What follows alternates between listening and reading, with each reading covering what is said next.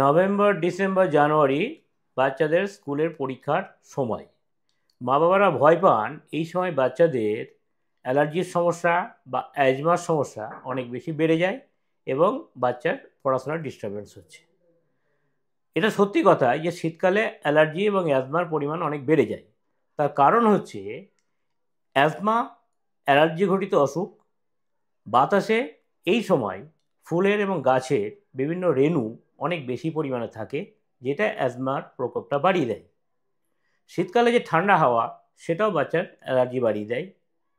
এছাড়া পলিউশন বাড়ে, আর ঘরের মধ্যে যে ধুলোবালি সেটাও অবশ্যই বাচ্চাদের অ্যাজমাটাকে বাড়িয়ে দেয়।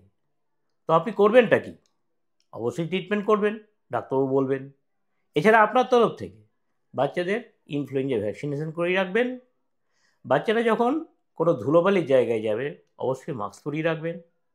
গাড়িতে, ট্রেনে, বাসে বা বাইকে যখন যাচ্ছি তখন যাতে ডিরেক্ট ঠান্ডা হাওয়াটা বাচ্চার গায়ে না লাগে তার জন্য ব্যবস্থা করে রাখবেন। আর কি করবেন? আর বাচ্চার অ্যালার্জির প্রতিরোধের জন্য অ্যালার্জি ইমিউনোথেরাপি, অ্যালার্জি টেস্ট করিয়ে, স্কিন প্রিক টেস্ট করিয়ে সেটার ব্যবস্থা করলে অ্যাজমা অনেক ক্ষেত্রেই ভালোভাবে কন্ট্রোলে থাকে। নমস্কার।